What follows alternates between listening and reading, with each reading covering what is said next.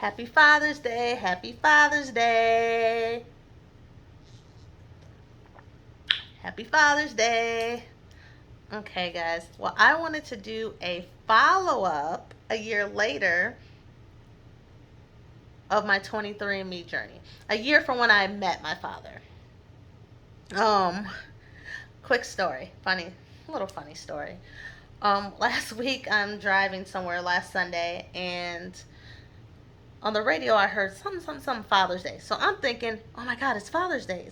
Y'all. I'm not used to having a father. I never really celebrated Father's Day because I have no father. Um, and my brother just became a father. My brother that I grew up with just became a father like 2 years ago. So this is an adjustment period. So I rush home, after I'm done doing everything I'm doing, I'm calling my grandma. I'm like, hey, grandma, can you put dad on the phone? I want to tell him Happy Father's Day. And I'm texting people at the same time, Happy Father's Day. And I get these replies while after I done told my dad Happy Father's Day and I love him and stuff. Like, girl, Father's Day is a week later. Y'all, it's going to take time. I got to get used to having a father. I talked about this on my TikTok. Um, Me and my mom were talking, and the gentleman that she always thought was my dad, he worked like across the bridge. We lived in Iowa, a town across the bridge from a town that we lived in. And we're talking about something. She goes, when your dad worked across the bridge, and I was like, Mom, that man is not my father. Bobby Anderson is my father. Like, we've just gone through a whole journey. She said, Tamika, after you tell yourself something for 40 years, you start to believe it. She was like, I'm going to need time. No, man. I think you had enough time. Get it right. Get it right. As I'm saying here, I need more time to realize it's Father's Day every year. I think it's just a different thing, but anyways, lover. But I just wanted to follow up of kind of how things like went after that meeting. Um, I, you know what? I will. Let me lead with this. This story is great because any. It could have turned out all sorts of way. You don't know what the other person is going to feel on the other end, and you might find out some hard truths, right? But you can get through it. I believe in the truth regardless. Even if I was rejected by my other family, I would want to know the truth. And I've heard things where people have said, well, you got to think of the other family involved. I get what you're saying because I wasn't trying to hurt anyone, but I'm trying to heal too. You're brought into this world, you should know, at least at this point, who are the two people who created you. I didn't ask to be here. So, any hurt, I didn't create. I just wanted to know who and the truth. I want a relationship, but if you would reject me, I would still be fine. Would it hurt? Of course. But I can leave this world knowing the truth. But fortunately, that wasn't my story. My dad's side of the family is nothing short of amazing. My grandmother is amazing. You guys, I look just like her. We're twins. She is an amazing, loving lady. I wish I would have been able to grow up, with her. But we have now, right? So I call every week. Um, I would just call, make sure I call every week.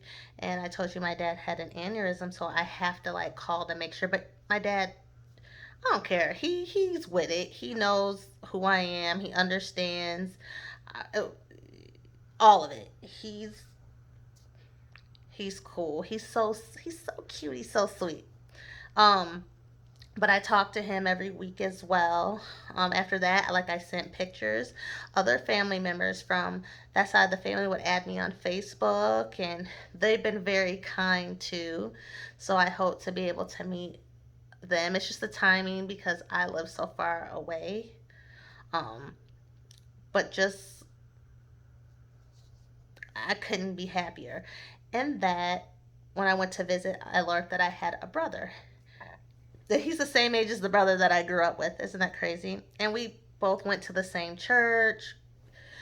Um, know the same people. I'm significantly. I'm older than him. He's 33. My sister's 28. Well, she's just turned 29, and he's 33, and now I'm 41. So good times. But yeah, so that was cool. We eventually, after that, the first visit was great. What Me and my sister meeting in person for the first time last year, so that's been great. Me and her have been able to maintain a relationship. We do talk. Um, it's still growing, so I couldn't be more happy for that. So I went back for Christmas and spent time with my dad and my grandma, and my sister. Of course, it was amazing. Had a great time. And my brother, his name's Matthew, on my dad's side, and on my side, my brother's name is Tim,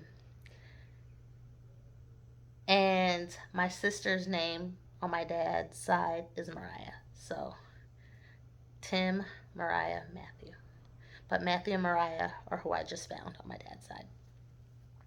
So he lives in a neighboring state from me, but so that's pretty awesome.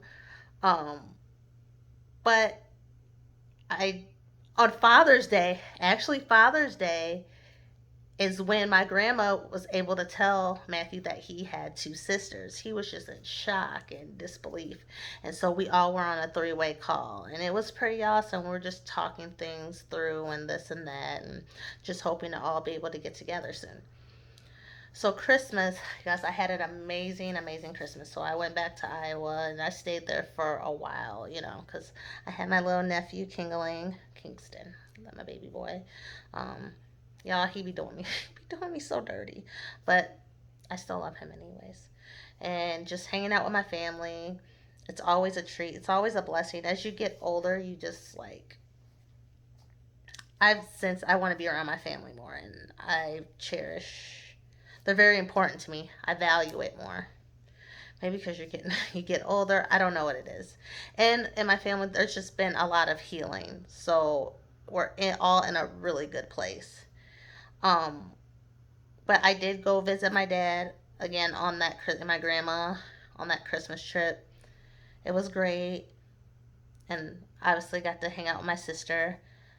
But Matthew did come to Iowa to visit, but he came an opposite weekend from when I was at my dad's. So I was 3 hours away, but he happened to be flying into the town that I was in. And I was like, hey, if you're interested, um, maybe you can stop by. You'd be more than welcome. So we're having a gathering, and he came over, and he looks just like the pictures of my grandfather. Well, my grandfather passed, so obviously I didn't meet him, but I've seen pictures of him. So Matthew looks like a grandfather, Mariah looks like our father, and I look like the grandmother. And I didn't know what to expect. I thought, okay, I mean, I wanted him to stay like as long as he could, but we don't technically know each other. Just had one conversation over the phone, and then me, texting here and there. But he came over and he just fit in and he stayed. He technically spent Christmas with us because he had to drive back to my dad's house like late at night. So it was great having him. So I have really cool pictures of that with my whole family. And then Mariah called, and so we did like a FaceTime chat, and I have a little screenshot. But all three of us haven't been in the same room. Those two did meet the next day when he went to my dad's house. She drove into town. Um, and so they met each other. So we've all met, but just not been in the same room. I would love it if we could all be in the same room with our dad. That would be just nothing short of amazing. But I believe it's going to happen. I believe it's going to happen. Um, but we do plan to do a sibling trip. So Mariah and I plan to go to where our brother Matthew lives and meet our nieces. We have three nieces. Um, so we're working on that trip. I want to show you guys something because I just thought about this. And I might have showed this on a different video, but I'm not sure. But I want to show you something really sweet. What a friend did. Be right back. I did not think this through.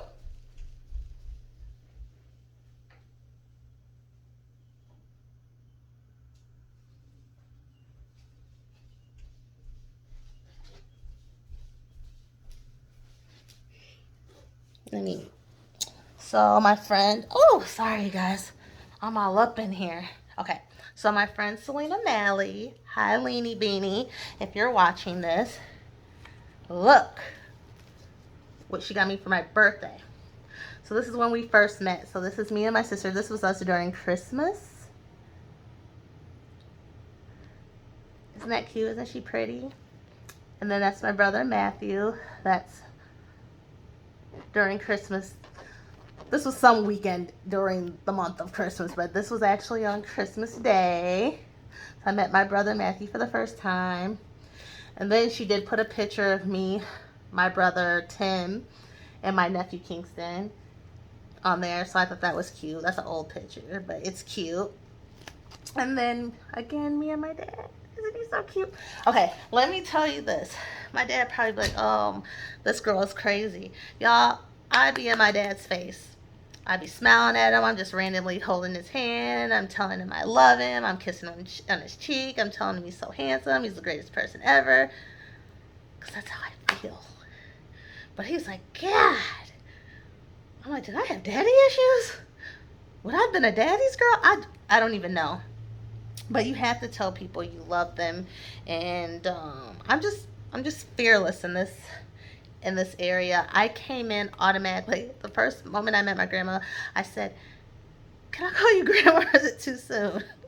And I just came in just saying, hey, Dad. So a year later, I'm in touch with everybody. It's ever growing, it's ever evolving. But remember, my father and my grandmother are older. I don't have time to waste. I need to be talking to them regularly, and know how they're doing, you know? So that is my story. Oh, and the one thing I will say, how it's made me feel a year later and how it's changed me. I will say this. I'm blessed. I got a really good outcome, you guys. I got a really good outcome. But I encourage anyone, sometimes the truth is ugly. But to know, I think I was a person, and I think I've said this in previous videos, and I'm still going through the journey of it, but I really just did not know who I was in many areas. And especially, starting in 2019, really tapping into that, figuring out who I am, what I like, what my temperament, what triggers me, what do I enjoy, what I don't enjoy. Those seems like little things that you should just know. But sometimes trauma and things, you do things, you cover up things. Sometimes you're just operating on autopilot. Sometimes you're operating on survival and you don't even really take the time to ask yourself those questions. So I think a part of me, there was just something missing, and I feel like there's been a completion in puzzle. I think you should at least know who created you. Life isn't perfect. Sometimes you'll only get a name, or sometimes it'll be, but sometimes you can have this outcome. So what's for you will be for you. Anyone who decides to go down this path, I'm going to say for myself, doing the 23andme and looking for my dad was not just, oh, I guess I'll look for my dad. It was very thoughtful. Am I ready? Am I ready? Because the outcome could have been any way. And I have to, and I knew whatever it was, I would accept that. This man could have been dead, y'all. That would have hurt. But I had to, or he could have just not wanted anything to do with me. I could have found out maybe something really jacked up that I really wasn't prepared for. But I was ready. And I prayed on it. And what would have been will been. So I would say the biggest takeaway is completion. Or I don't know if you're ever truly 100% complete, but it it helped. It helped bring a lot of healing to my life. So that is my update for 23andme. So I love you guys, and thanks for following my story, and I will talk to you guys soon. Bye.